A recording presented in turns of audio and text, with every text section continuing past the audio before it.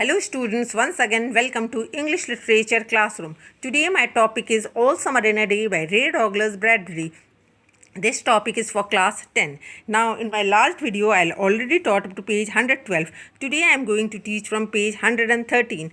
Before starting, let me remind you the name of the book is ICAC Treasure Trove. Okay, before starting let me recap a little.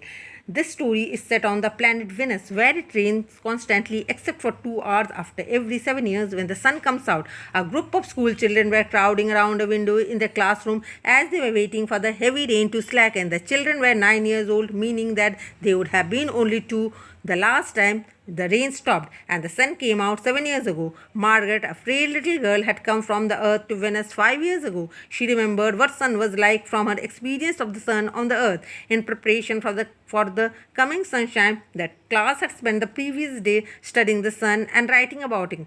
However, the children accused Margaret of not having written her poems comparing the sun to a flower on her own. They also claimed that she could not remember the sun and treated the quite reserved little girl very cruelly. Now, in my last video, I told you that the children were running and turning their faces up to the sky. Okay, they were enjoying the sun. Okay, now from here, oh, it's better than the sun lamps, isn't it? Now someone told that the sun is better than the sun lamps. Okay, much better. And someone told that yes, much better. They stopped running. Now they stopped running. Okay, and stood in the great jungle that covered Venus. That grew and never stopped growing. Okay, the jungle never stopped growing tumultuously even as you watched it. It was a nest of octopi clustering up great arms of flesh like wheat, wavering flowers in this brief spring. It was the color of rubber and ash and the jungle from the many years without sun. It was the color of stones and white cheese and ink, and it was the color of the moon. Okay, now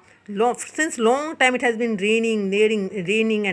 Therefore, the color of the jungle has changed. Okay, the children lay out. Now, what did the children do? Lay out, laughing on the jungle mattress. Now they were laughing on the jungle mattress and heard it sigh and squeak under them, resistance and live. They ran among the trees. Now, what did the children do? They ran among the trees. They slipped and fell. They pushed each other. Okay, the children were pushing each other. They played hide and seek and tag. But most of all, they squinted at the sun until the tears ran down their faces. Okay, now what did they do? They squinted at the sun until the tears ran down their faces. They put their hands up to that yellowness and that amazing blueness, and they breathed of the fresh air and listened to the silence. Now, what did they do? They were listening to the silence which suspended them in a blessed sea of no sound and no motion. They looked at everything and savored everything. Then, wildly like animals escaped from the caves, they ran in shouting circle. Okay, they were running like in a shouting circles. They ran for an hour. Okay, for an hour they ran and did not stop running.